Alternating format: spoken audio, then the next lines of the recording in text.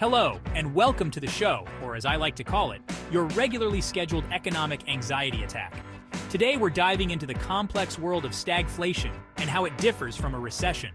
Now, I know what you're thinking, BinkyGTTT. Why are you talking about something as appealing as a root canal? Well, my friends, this is crucial for you savvy investors out there. Understanding these economic beasts is vital to not just surviving, but thriving in the financial jungle. Think of it like this. You wouldn't walk into a lion's den wearing a meat suit, would you? Unless that's your thing, no judgment. The point is, you need the right gear for the situation. That's what we're doing here today, arming you with the knowledge to face the economic wilderness. So buckle up, grab your thinking caps, maybe a stiff drink, and let's get this economic party started. All right, let's talk stagflation. Imagine this. The economy is moving slower than a sloth in molasses during a snowstorm. Unemployment is higher than a giraffe's blood pressure, and prices are rising faster than a SpaceX rocket. That, my friends, is stagflation in all its glory. It's like the unholy trinity of economic nightmares, a perfect storm of suck, if you will. This trifecta of economic despair is a relatively rare phenomenon, like finding a unicorn riding a unicycle on Wall Street, but when it hits hard. Now you might be wondering what causes this economic dumpster fire. Well, there are a few usual suspects. One culprit is supply shocks, like the oil crisis of the 1970s. Remember those long gas lines and sky-high prices? Yeah, that's what happens when the world suddenly has to pay more for its black gold. Another culprit is, you guessed it, poor economic policies. Governments printing money faster than a hamster on a wheel can lead to inflation, while ineffective regulations can stifle growth, creating the perfect breeding ground for stagflation. And let's not forget about those pesky external factors like global pandemics or wars. These events can disrupt supply chains, creating shortages and driving up prices, all while putting a damper on economic activity. Stagflation is a real party pooper, folks. It's a situation where businesses struggle to survive, consumers see their purchasing power eroded, and investors are left scratching their heads, wondering what the hell just hit them. But fear not, dear viewers, because knowledge is power. By understanding what causes stagflation, we can better prepare for it and navigate its treacherous waters. Now, let's play a little game of economic who's who, stagflation versus recession. They might sound like two sides of the same depressing coin, but trust me, there are some key differences.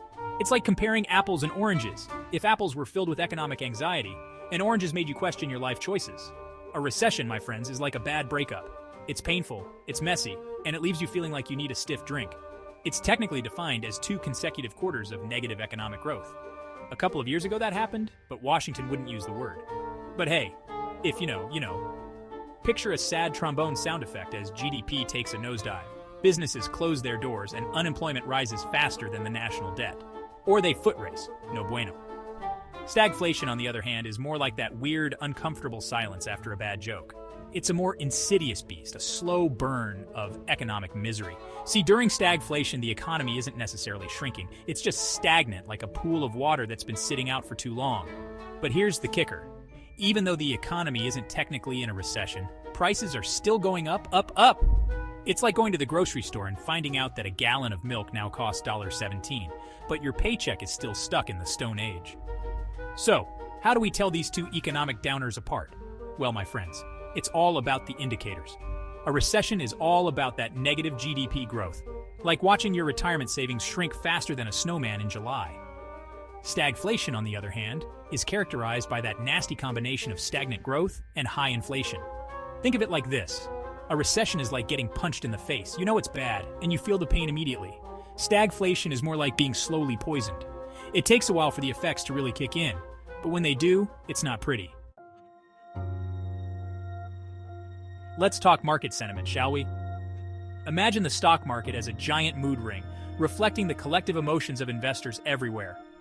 During a recession, that mood ring would be a lovely shade of puke green, because let's be honest, nobody's happy when the economy is in the dumps.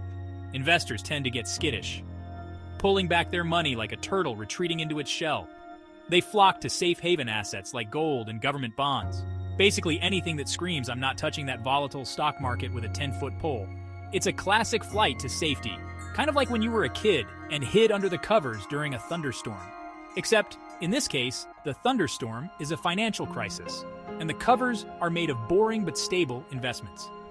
Now, stagflation throws a real wrench into the works. See, during a recession, investors generally expect things to eventually get better.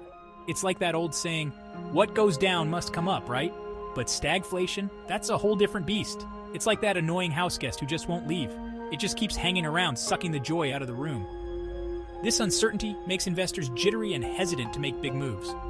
They're caught in a tug of war between fear and greed, like a kid trying to decide between a cookie and a carrot stick.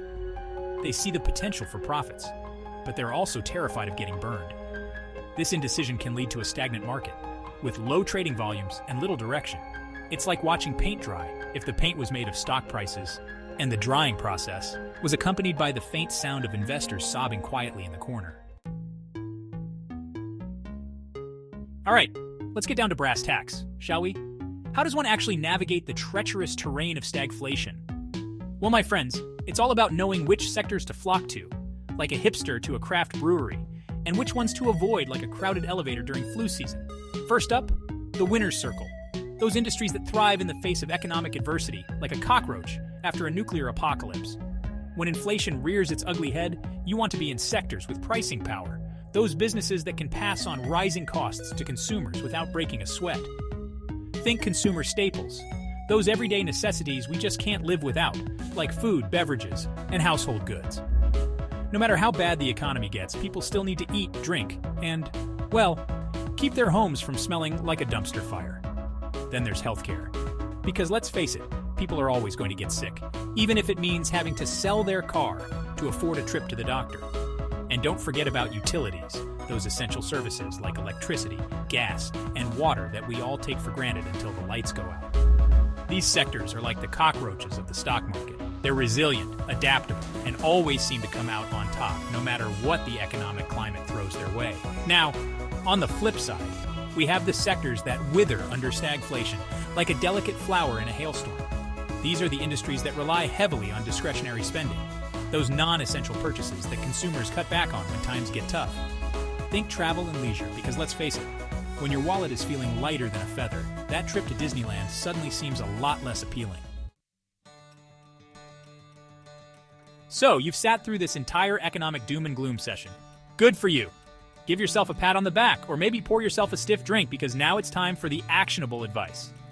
What can you, the savvy investor, do to navigate these treacherous economic waters? Well, fear not, my friends, because BinkyGTTT is here to the rescue with some tips to keep your portfolio afloat, even when the economic ship is taking on water. First and foremost, don't panic. I know, easier said than done when the market is doing its best impression of a roller coaster designed by a sadist. But remember, panic selling is like trying to put out a fire with gasoline. It's only going to make things worse. Instead, take a deep breath, assess your portfolio, and make rational decisions based on your long-term investment goals. Think of it like this. Investing is a marathon, not a sprint. You're not going to win any prizes by making rash decisions based on short-term market fluctuations. Speaking of long-term goals, now is the perfect time to revisit your investment strategy. Are you properly diversified across different asset classes? Do you have a healthy mix of stocks, bonds, and maybe even some alternative investments like real estate or commodities? Remember, diversification is your best friend in times of economic uncertainty. It's like having a financial safety net just in case one sector of the market decides to take a nosedive. And while you're at it, why not consider adding some inflation hedging assets to your portfolio? Think gold, real estate, or even those inflation-protected bonds that your grandma is always raving about. These assets tend to hold their value during periods of rising prices, kind of like that one friend who always seems to have cash on hand, even when you're all broke. And last but not least, don't be afraid to seek professional advice.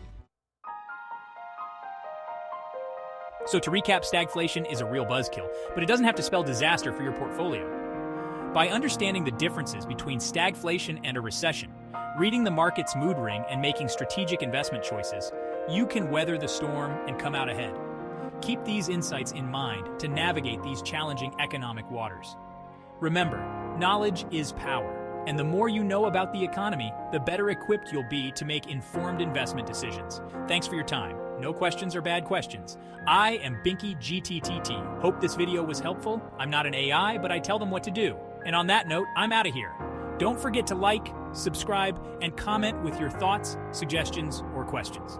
Follow the channel for more explorations. Take a breath and appreciate this day. Cheers.